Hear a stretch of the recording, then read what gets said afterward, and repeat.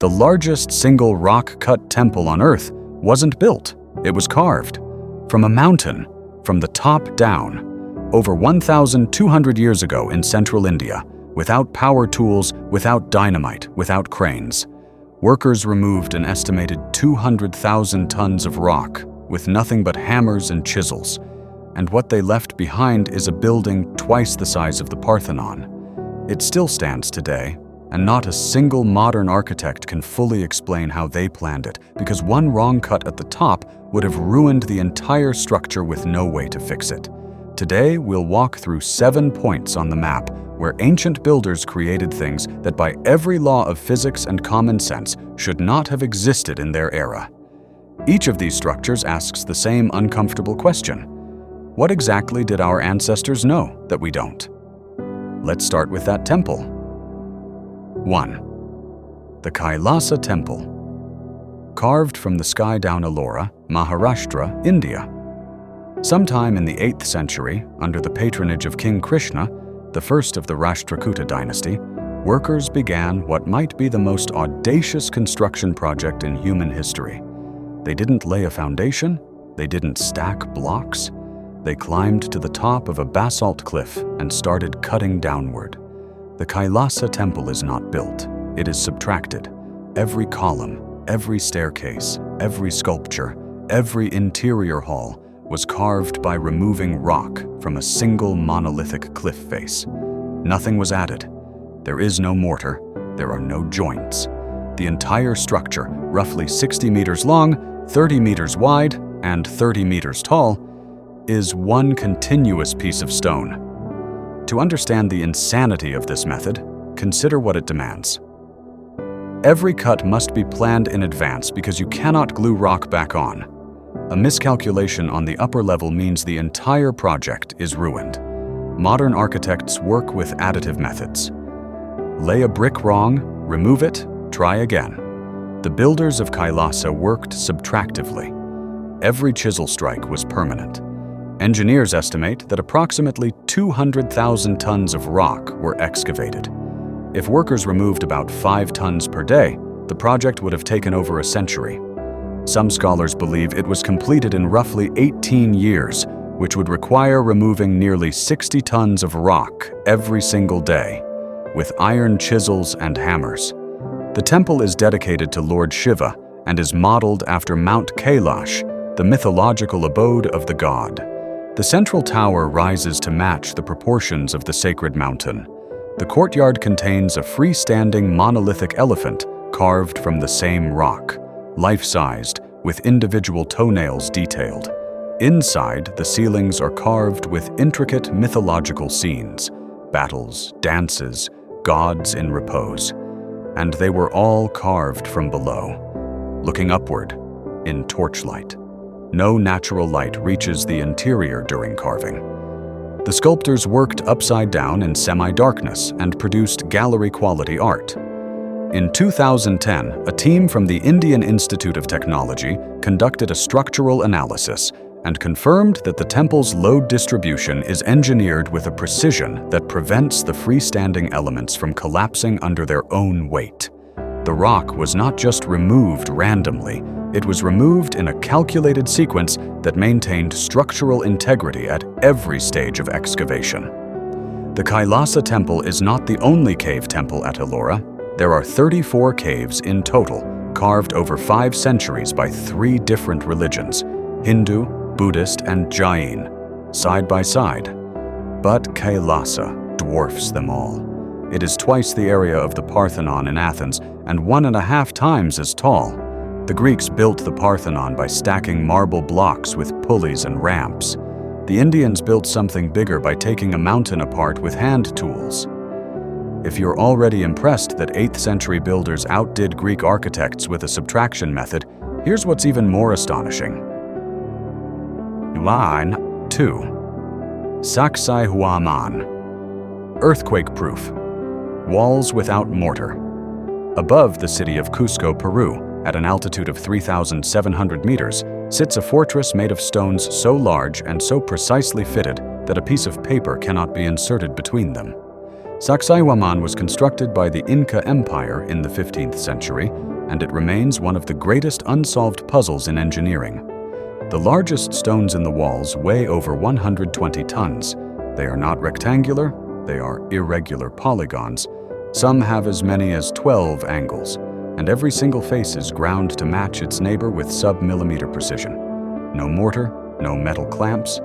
The stones hold each other in place through sheer geometry and gravity.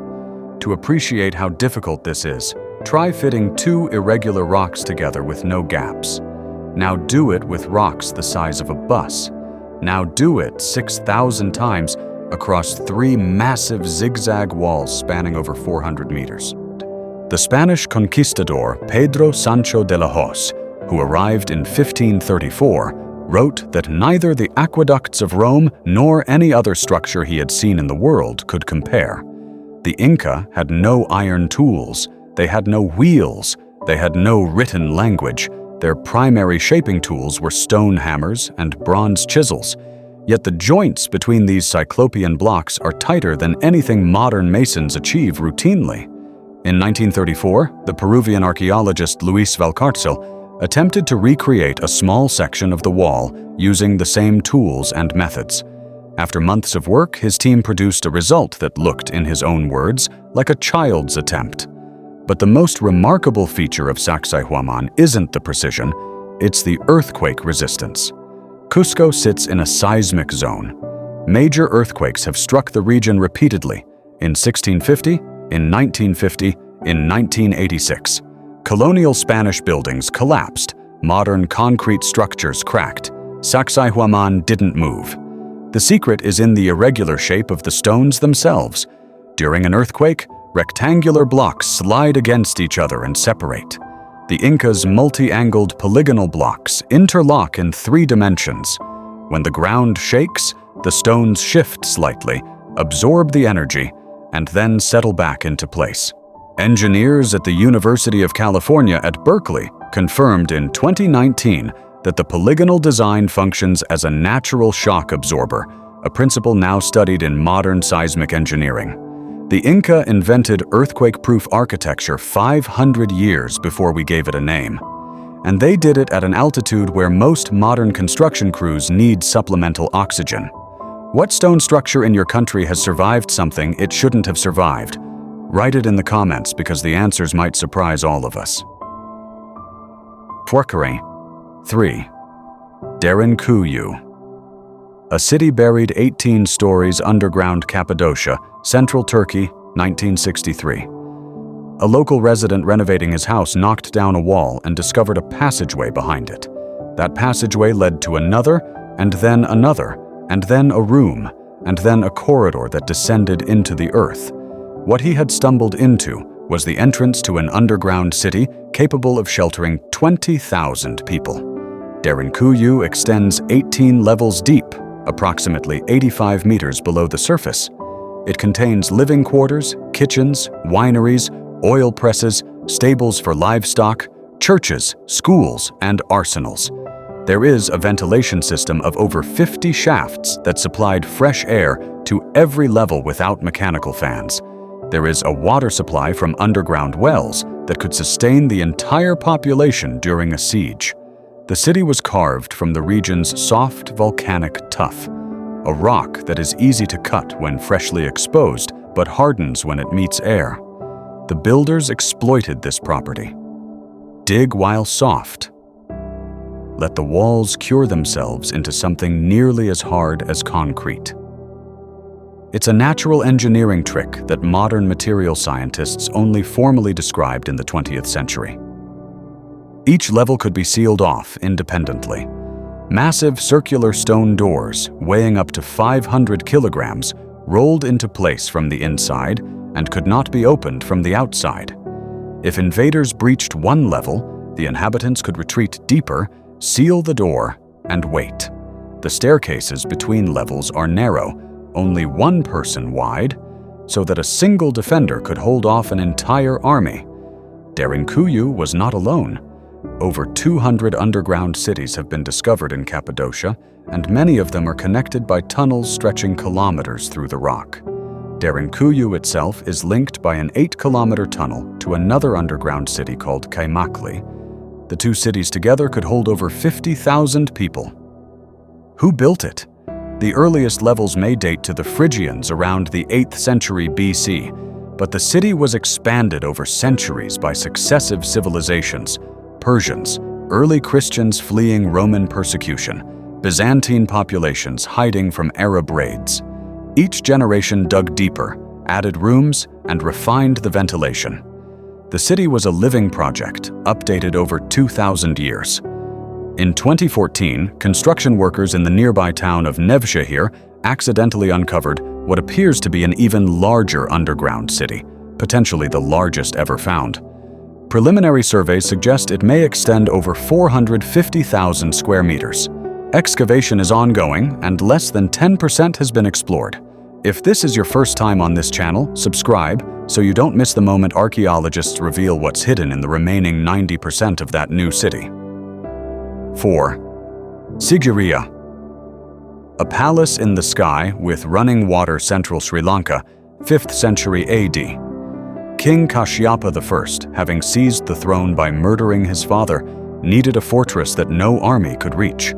He chose a granite rock column, rising 200 meters straight up from the jungle floor, sheer vertical walls on all sides, and built a palace on its summit. Sigiriya, the Lycian Rock, is not just a fortress.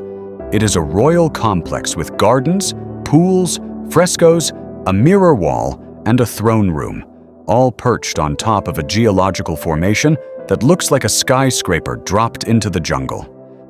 The final ascent to the summit passed through the mouth of a colossal lion sculpture carved into the rock face. Only the paws remain today, each one the size of a city bus. What makes Sigiriya extraordinary is not the palace at the top, it's the water system at the bottom.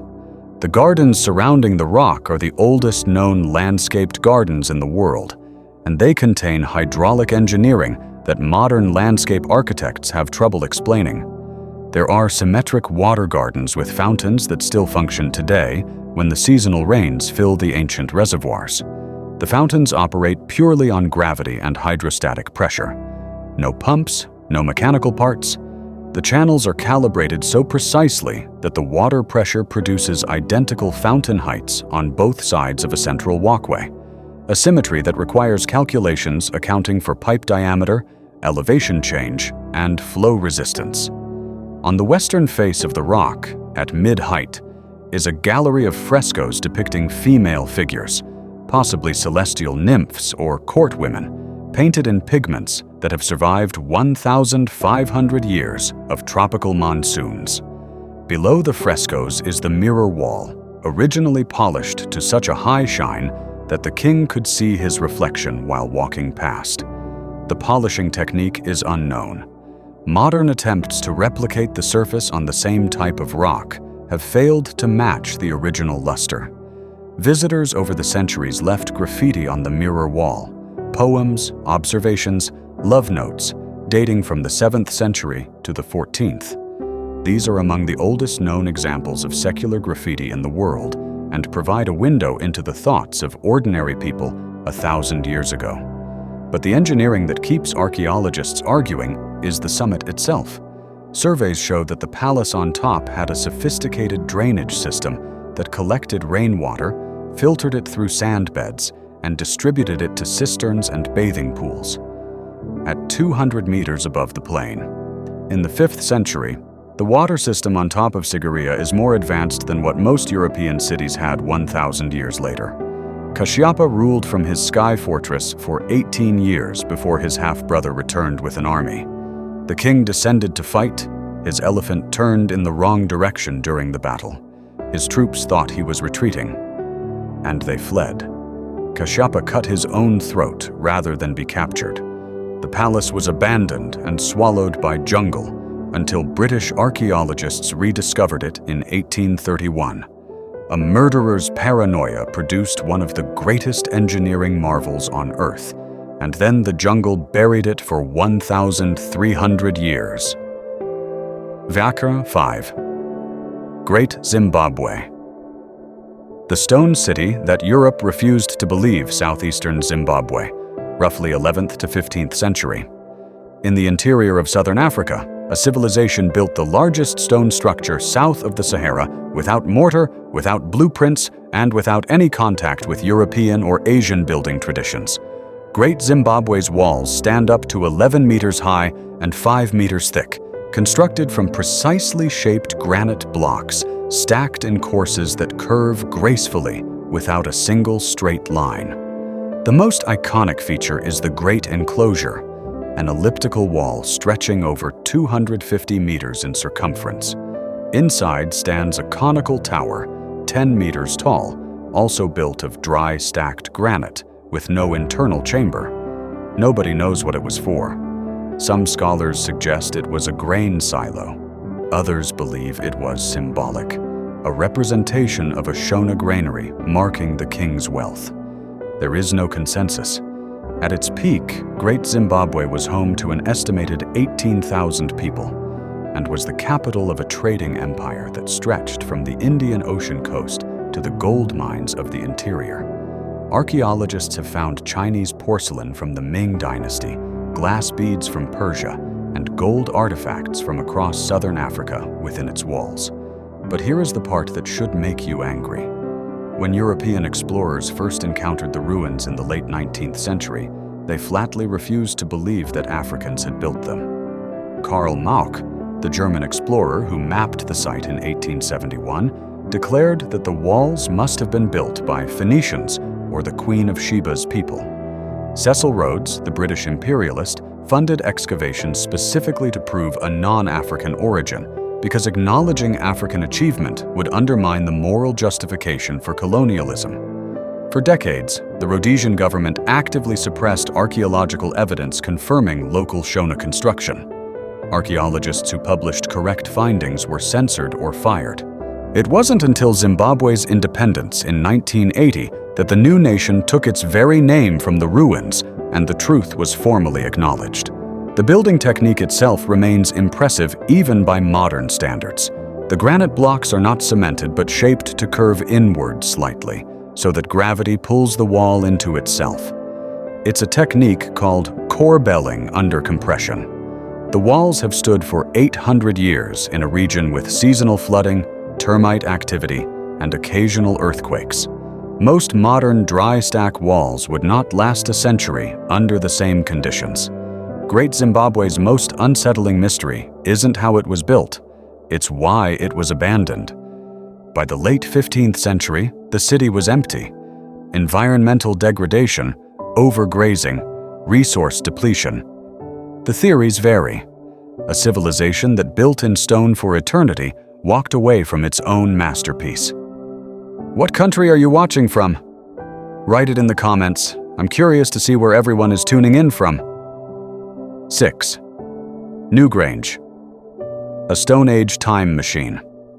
Aimed at the Sun County, Meath, Ireland, approximately 3200 BC.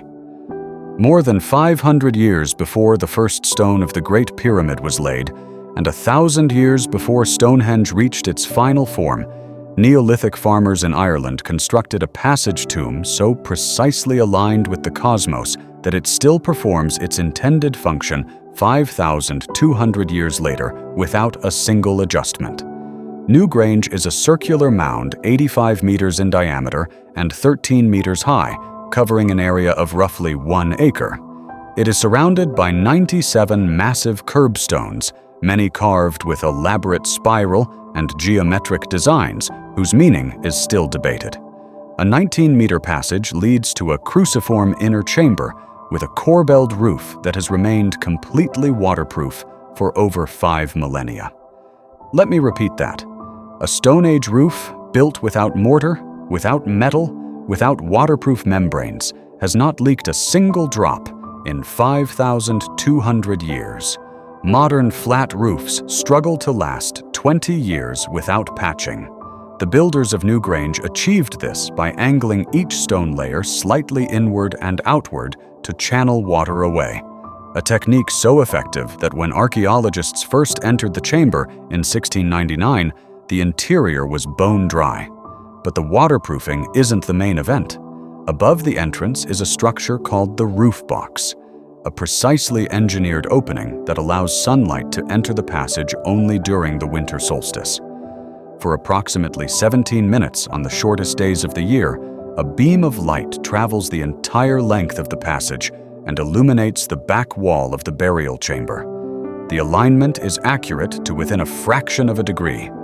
The builders had to account for the angle of the hillside, the curvature of the passage, the height of the surrounding terrain, and the exact azimuth of the sunrise on December 21st, all without written mathematics, without surveying instruments, without any of the tools we associate with precision engineering.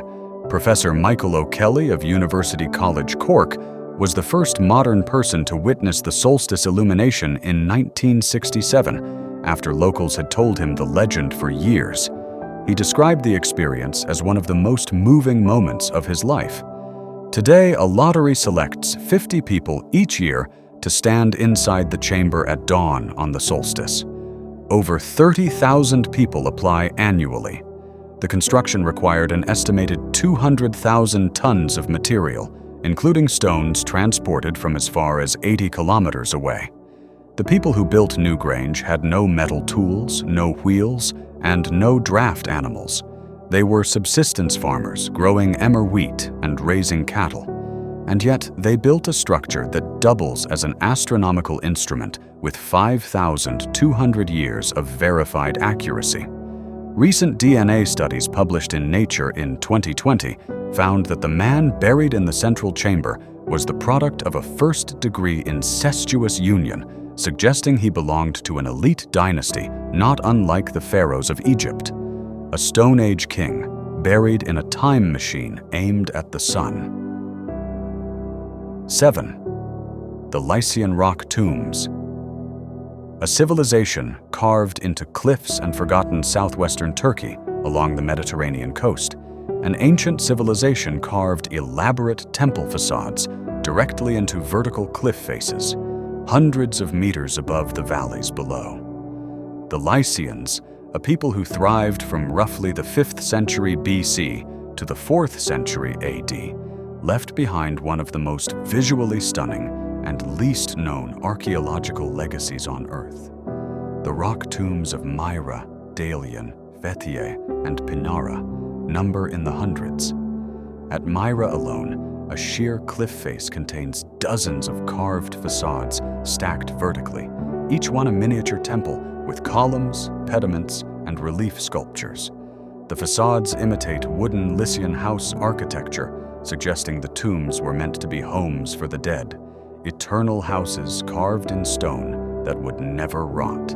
At Pinara, over 900 rock-cut tombs dot the cliff face of a massive round rock, creating a visual effect that looks like a honeycomb punched into a mountain. Many of these tombs are located in positions that seem physically impossible to reach. The cliff faces are sheer, without ledges or footholds. How the builders accessed some of these locations remains a genuine mystery. One theory suggests they used wooden scaffolding anchored into holes drilled in the rock.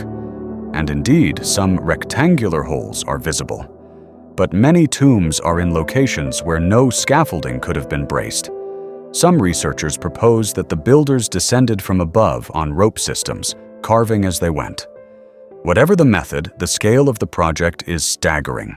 A civilization spent centuries turning miles of coastline cliffs into a necropolis. The Lycians were unique in the ancient world in several ways. Herodotus noted that they traced descent through the mother rather than the father, a matrilineal system rare in the ancient Mediterranean. They had their own alphabet, their own language, and a federal political system that the American founding fathers actually studied when designing the United States Constitution. The Lycian League is considered one of the earliest examples of representative democracy. The most famous Lycian monument is the Nereid Monument from Xanthos, now in the British Museum. It was a tomb built in the style of a Greek temple, but perched on top of a tall pillar base and decorated with friezes depicting scenes of battle and civic life that blend Greek and Lycian artistic traditions. It's considered one of the masterpieces of ancient architecture, and most people have never heard of it. Lycia was gradually absorbed into the Roman Empire, and its language, customs, and building traditions vanished. The cliff tombs were looted, the cities crumbled. The alphabet was forgotten for 2,000 years until scholars deciphered it in the 19th century. An entire civilization that invented representative democracy and built monuments that rival anything in Greece or Egypt was functionally erased from mainstream history. Today, tourists kayak past the Dalian tombs or hike through the ruins at Mira and ask the same question: how has nobody told me about this? We walked through 7 points on the map separated by thousands of kilometers and thousands of years. Indian rock subtraction, Inca earthquake geometry, Turkish underground survival, Sri Lankan sky palace hydraulics, Zimbabwean stone engineering, Irish Neolithic astronomy, and Lycian cliff face architecture. Not one of these technologies was passed to the next civilization. Every time the knowledge was born, reached perfection, and died with the culture that created it. The Incas' earthquake-proof masonry vanished when the Spanish melted their tools. Sigiriya's hydraulic gardens were swallowed by jungle for 1,300 years. Great Zimbabwe's building tradition ended when the city was abandoned, and its history was deliberately erased by colonizers. We are used to thinking that progress is a straight line, from simple to complex, from caves to skyscrapers. These 7 places prove that the line of progress has always been jagged, with peaks we still cannot replicate, and collapses that lasted centuries. Perhaps the biggest mistake of textbooks is not that they lie, but that they draw a smooth road where there was actually a mountain trail with cliffs. And if knowledge truly dies with civilizations, then each of these 7 places is not just a tourist attraction. It's a warning. A warning that even the most advanced technology is useless if there's no one left to pass it to the next generation. What year were you born, and what country are you from? Write it in the comments. I'm curious to know where the people come from who watch until the very end. We don't know what knowledge we'll lose tomorrow or how many centuries it will take to rediscover it. But one thing is certain. Anyone who laughs at our primitive ancestors has simply never stood inside the Kailasa Temple or touched the walls of Sacsayhuamán.